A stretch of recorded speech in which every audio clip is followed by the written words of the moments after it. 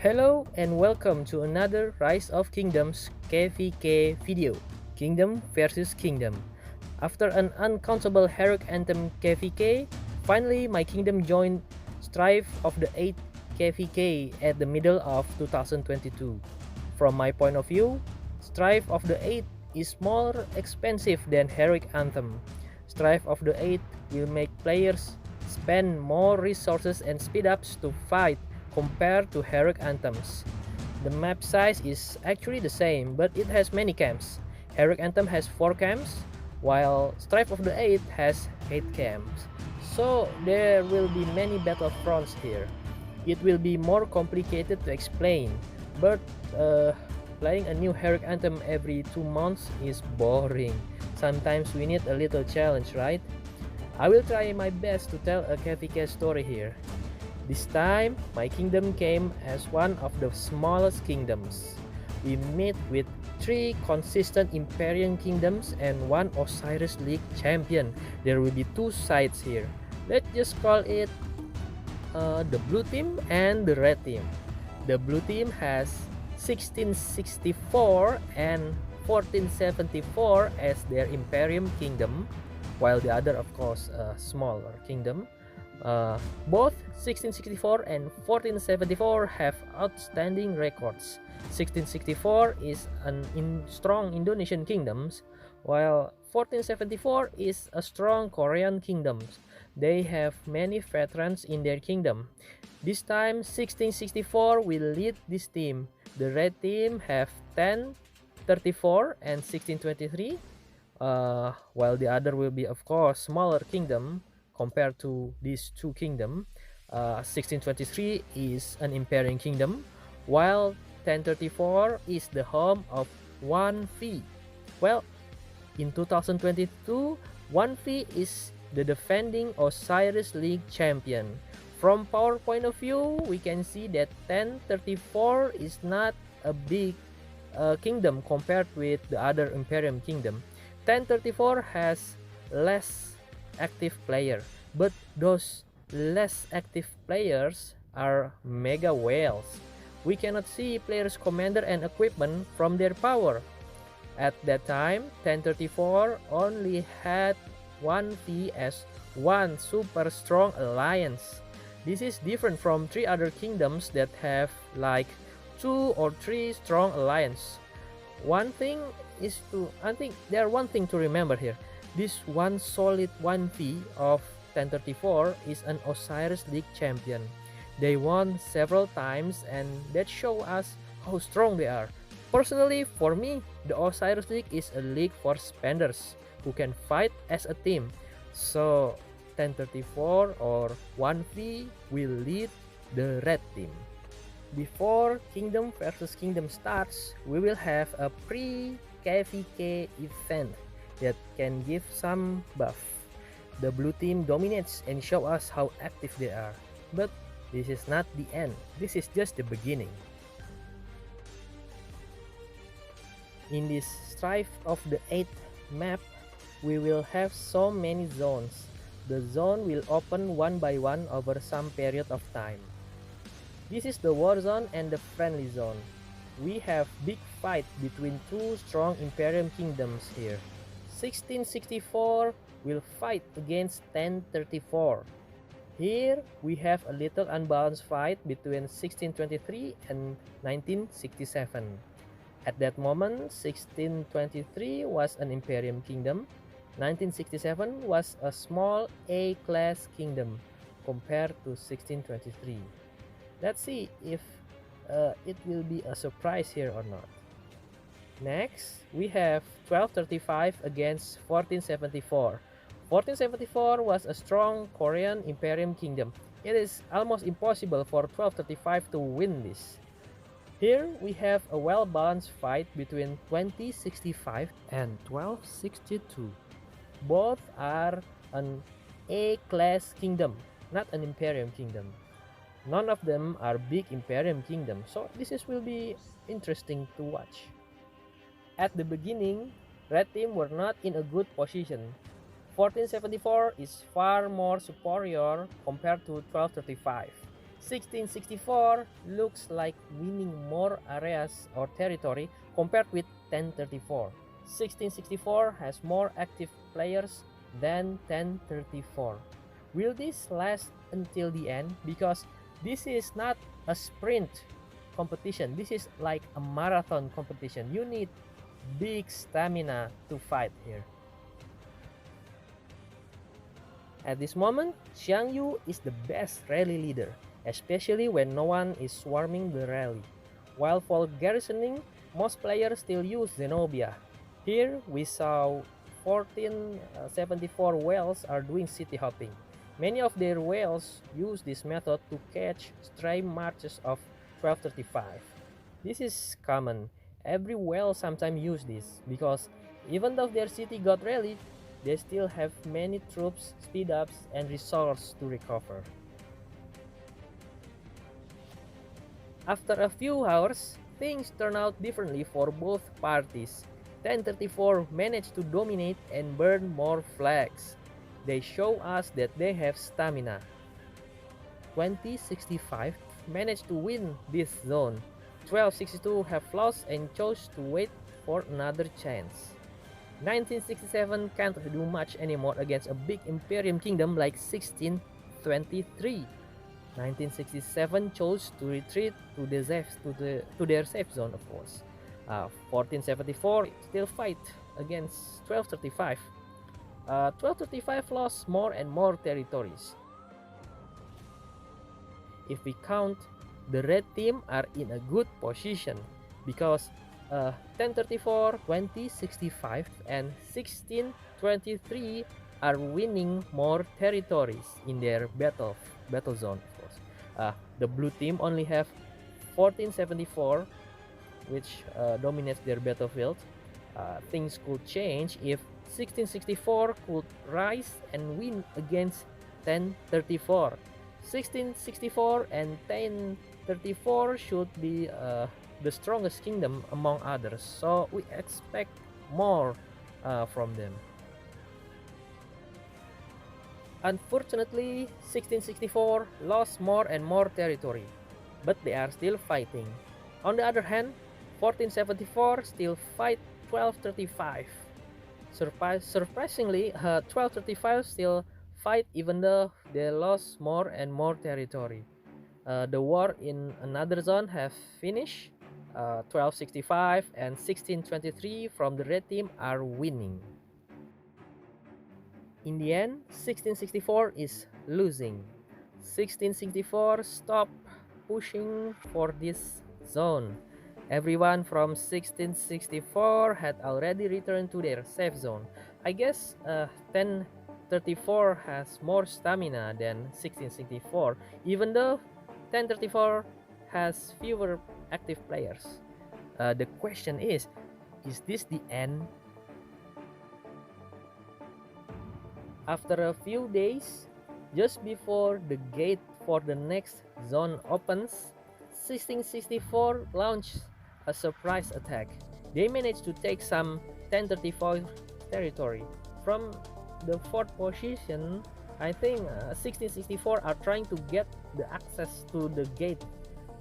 This is a reasonable step. 1664 needs to hold and push 1034, or at least they should drain 1034. This is the next gate that will open.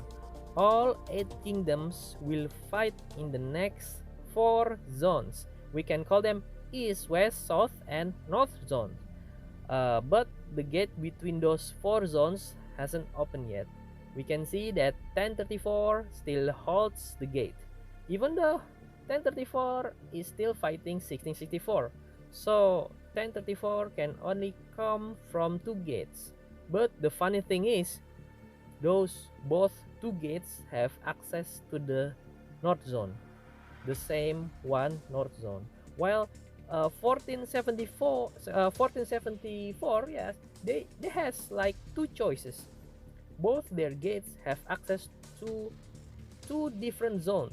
They can join 1967 to hold the 1623's invasion in the east zone, or The other option is 1474 can focus on the southern zone to fight 1235 and or 2065. 1235 and 2065 are just an A-class kingdom. Both are smaller than 1474. The question is, will 2065 and 1235 fight in the south zone? 2065 is in a dilemma. Will they focus on fighting 1262 and 1664 in the west zone? Or will they focus on joining 1235 to fight 1474? 2065 also has two gates that lead them into two different zones. Why this is different? Because the starting position of each camp is different. I think it's based on luck. Okay, sometimes a kingdom has two access, sometimes have one access. This is based on luck. When the gate opens, all hell breaks loose. In the south zone, 1235 will join 2065 to fight 1474. Where is 1967? They will try to hold 1623 in the east zone. 1623 quickly dominates and shows us how strong and consistent they are. It seems that 1623 doesn't need 1034's help. One way or another, 1034 will go in 1664's direction or 1967's direction. 1034's target is to reach 1235. 1235 and 1474 are still fighting, and from my point of view, 1235 is not in a good condition. 1034 and 1623 need to help 1235 before 1235 is totally crushed.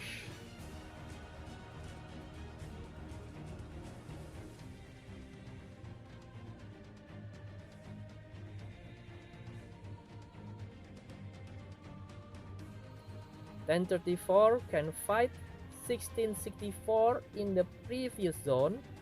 1034 needs to prevent 1664 from entering the northern zone.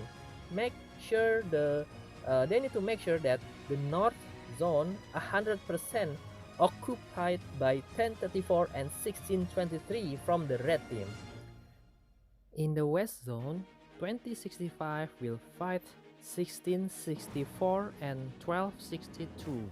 This is a mission impossible for 2065. That's why they chose to fight in the south zone and let the west zone go. The blue team quickly dominates the west zone. Dominating the west zone was an easy task for 1664. So 1664 can focus on taking down 1034 and get access to the north zone.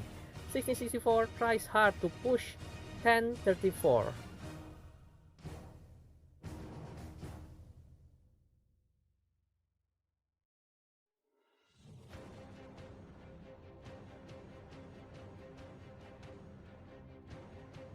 (1664) and 1262 are dominating the west zone.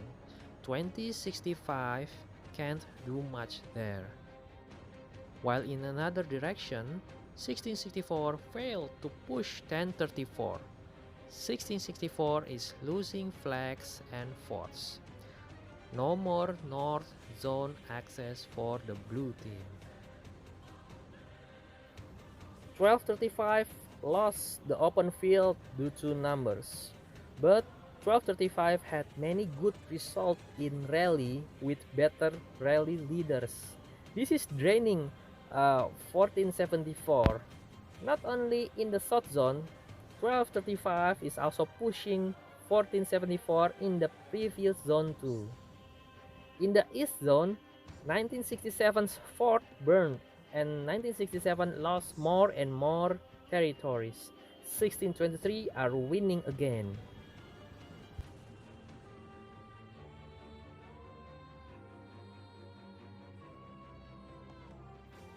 1967 got pushed but they are still fighting back. I think they are smaller than 1623, but they are fighting until the end.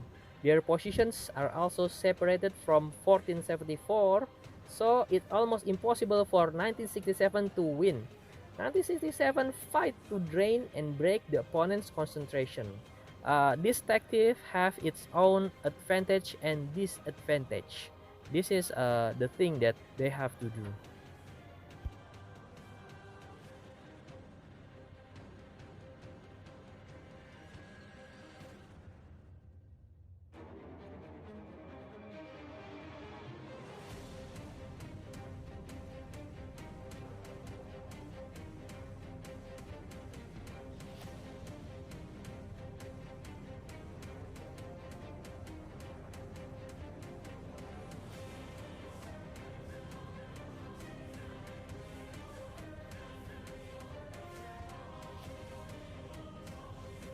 1034 needs to come and help their allies, especially 1235, which had been fighting against 1474 for too long. Going to the west looked shorter, but 1664 built many forts along the way, and uh, there are there are no gap, there are no empty slot in the middle of the zone, so 1034 cannot build a surprise fort in the middle of the zone. This will take long. Uh, 2065, yeah, 2065 cannot help from the other direction too, because they already lost the west zone, right? So 1034 will go the long road. They will go together with 1623. They will go into that direction. 1235 still managed to fight 1474 from another direction. 1474 is drained, but the road to help their red team allies is still far. Well, that is better than never, right? While this war broke, one fee of 1034 can concentrate on Osiris League Grand Finals. They managed to win against 60 GT. Congratulations to 1V for winning another Grand Finals. Now they can concentrate on taking down the blue team. While on the other hand, 1664 and 1262 reach this gate to help 1474. 1474 is losing more and more territory right now. They need to hang on a little bit longer. Backup are on their way. While for 1474, they are in a pit.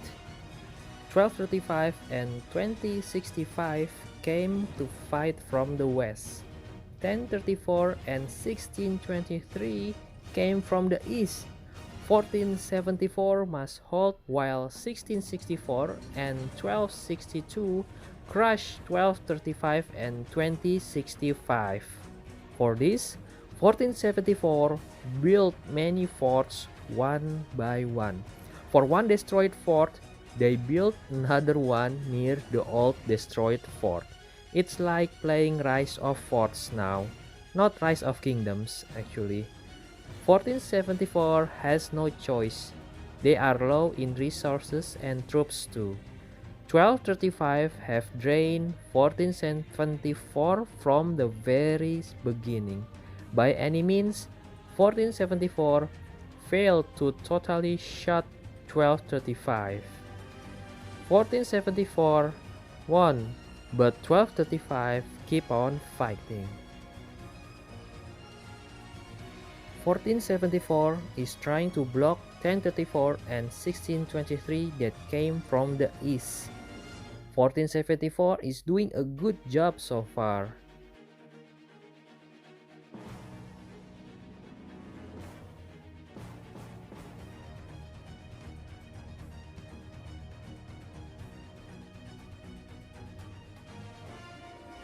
On the other hand, 1235 and 2065 failed to hold the gate. 1664 and 1262 managed to invade the red team's territory.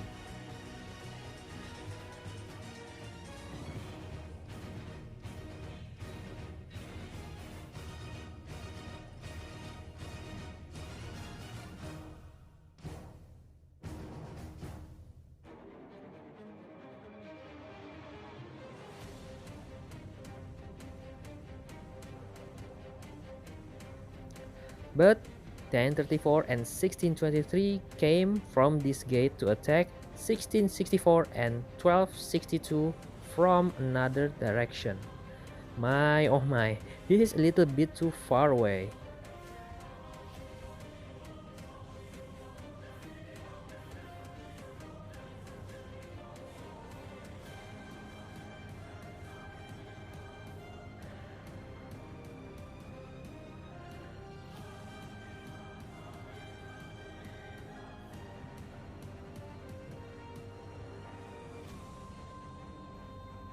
This is a race against times.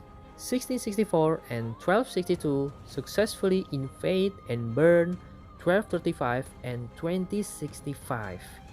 Backups for 1235 and 2065 came late. These two kingdoms are exhausted. Where is 1034? They are the strongest camp on the red team side. On the east side, there are two gates. One is where 1474 defended their territory from 1623 and 1034. And there is another one. It is a little bit far, and ONVM is still on their way coming from this direction. ONVM is 1V alternate alliance at 1034. They are not the main alliance, but 1V players can easily join ONVM to fight that gate. They will face 1967. 1967 need to defend this gate. It is impossible to only rely on 1474. 1474 already defend the other gate. Both need to delay the backup, while 1664 and 1262 destroyed 1235 and 2065. While 1474 was busy with 1623 and 1034, Kingdom 1235 and 2065 chose to push to the east, 1474 territory. Having pushed from two sides, 1474 and 1967 lost more and more territory. They focused on holding 1034 and 1623, and that effort failed. Finally, both lost their gate. This is the part where 1474 and 1967 can't do much anymore, both exhausted and invaded. NNAV or 1V managed to start building a fort here. They almost reached 1235 and 2065 using alternate alliance forts. Backup on its way, man. But will they arrive on time? 1034 and 1623 need to finish forts and build flags to the next gate. That took time.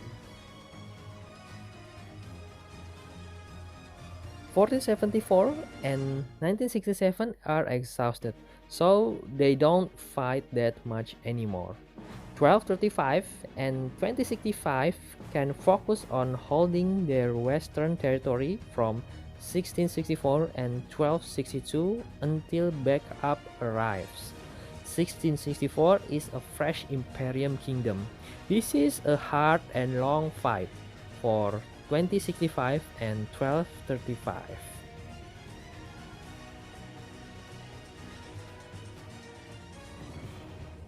Later on, NNAV fort finish. NNAV are another 1V alternate alliance. They quickly built flags to the next gate. Then they built fort here to reach 2065 and 1236. 1623 came from the same direction and did the same. Finally, all red team meet and fight together, while the blue team scattered and exhausted. To be honest, this is the end for the blue team. At the end, red team managed to get the great ziggurat, a disappointing result for blue team. 1474 1235 and 2065 had fought like there is no tomorrow.